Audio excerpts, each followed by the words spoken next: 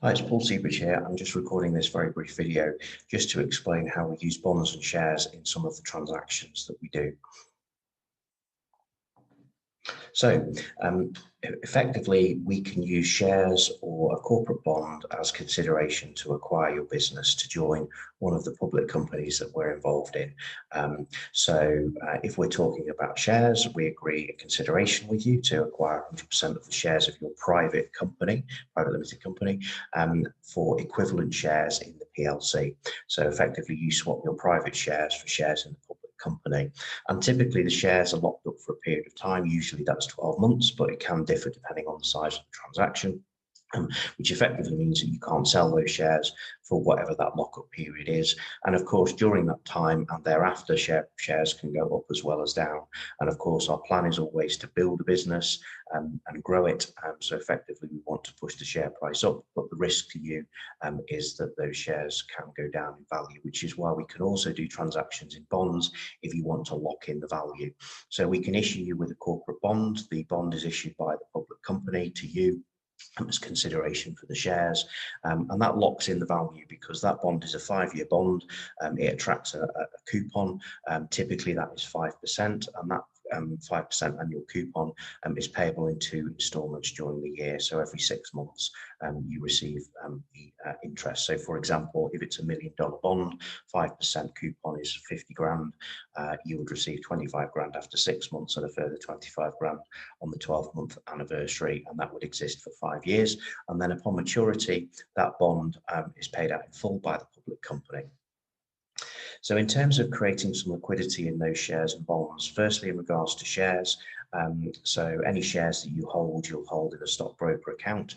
They will be subject to that lockup agreement that we've just discussed, but they'll also be subject to an orderly market agreement. So an orderly market agreement basically governs if you want to sell a proportion of your holding over and above a certain level. Usually it's 20%, but will differ from transaction to transaction. Then you'll need to do so through a nominated broker, and that really is just to protect the share price, that we don't want big dumps of shares on the market, and that orderly market agreement protects that.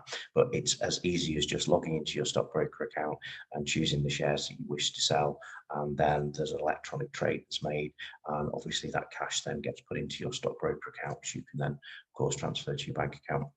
In terms of bonds, these are also a traded security, so it's not an unlisted bond, this is a listed bond, and the bond is issued to you, and again it would sit in an investment account. Looks very similar to how a bank account operates, so you can log into your investment account and you can see the bonds sat there in your account. Now these bonds are traded, they are a traded security, but they're traded over the counter, so it's not quite the same as trading shares electronically, but very similar principles in terms of how the process works. And there is a period of seasoning, which, to use an analogy, is a bit like how you build a credit rating. You know, when you first get your first ever credit card, the more times you pay that off in full, the better your credit rating becomes. And it's very similar with how these bonds work, in that there's a period of seasoning. So what that basically means is that every time an interest payment is made by the public company on the bond, it becomes more seasoned. So as you get closer to the maturity date in 5 years' time, when there may have been sort of 8 or 9 interest payments made, then that becomes more seasoned. And the investors in these bonds, typically they're institutions and regulated funds, they are really interested in the ability of the public company that's issued the bond in how effective they are at servicing the interest payments, so that they're making the payments of interest and they're doing so on time, and obviously how good they are for paying the full amount at maturity in 5 years' time. And the seasoning really gives I guess more confidence to investors. The more seasoned the bond, the more liquid it will become. And there are effectively 3 ways that you could liquidate the bonds. Of course, you could sell the bond, you could trade the bond with one of these external regulated funds or institutional investors, but bear in mind they're not going to be in the marketplace until the bond becomes more seasoned. There are then also another 2 ways that you could liquidate the bond. So the first would be to do a deal with the public company, whereby they'll buy the bonds back at an agreed discount. So typically that can be 10 to 20%. The incentive for the PLC to do that is that whatever the discount is in the bond will effectively go to their bottom line in profit. Obviously from your point of view, whilst you're having to discount the level of the bond, you're obviously turning that into cash. So that's why you provide the discount. You can also use a pension if you're in the UK and you have a SIP, a self-invested pension plan. So you're effectively the pension fund buys the bond, and they do so for a discount. So exactly the same principles apply in terms of why there is a discount that's offered, but then your pension effectively becomes the investor in the bond, and you extract the cash from your pension. And then in 5 years' time, when the bond matures, your pension receives the funds, but it will also earn the interest along the way. So just to give you an example on the bonds, let's say we're talking about $1 million bond.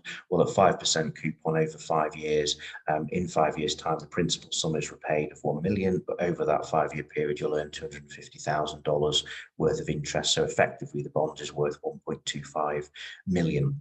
Now, selling that at a 10% discount effectively means you would get 900 grand as the principal sum, and you'll earn the interest along the way. But obviously, if you sell that bond at any point, or you sell chunks of that bond at any point, the amount of interest will reduce. You'll still receive 5%, but let's say in a year's time you've sold 100 grand's worth of bond, you're still left with 800, then you'll receive 5% on that 800 rather than the full amount. And then there's an example there of the 30% discount at 700k. So if you were a regulated fund, for example, you might buy that $1 million bond for 700. So you receive 700, but that fund will make 1.25 over 5 years. So effectively, it's almost doubling their money. And then one final point is just to mention about the arrangement that we typically have with regards to bonus shares. So we're very interested to work with business owners that are looking to grow their business rather than just looking for a specific exit. And the way that we incentivize the growth of the business is that we measure EBIT, so earnings before interest and tax, on the date that you join the PLC. And then what we say is for every dollar or every pound or every euro of additional EBIT you achieve over and above that initial measure, year on year for usually 5 years, you'll receive a multiple of that uplift. So for example, if you join the PLC and your current EBIT is $250,000, and in year 2 you achieve $350,000 worth of EBIT, then that's 100k uplift. And if you're receiving, say, 1.5 times that, you'll receive $150,000 worth of bonus shares. And again, that's subject to the lockup agreement and orderly market agreement that we've previously discussed in this video. There are some conditions to that, which we can get into the detail of that. But for example, we might say bonus shares are only valid when there's been audited accounts, or if 50% of the EBIT is generated from operating activities. So hopefully you found this video useful to explain how the bonus shares work, how the bonds work, how the shares work, and how you can create liquidity in there.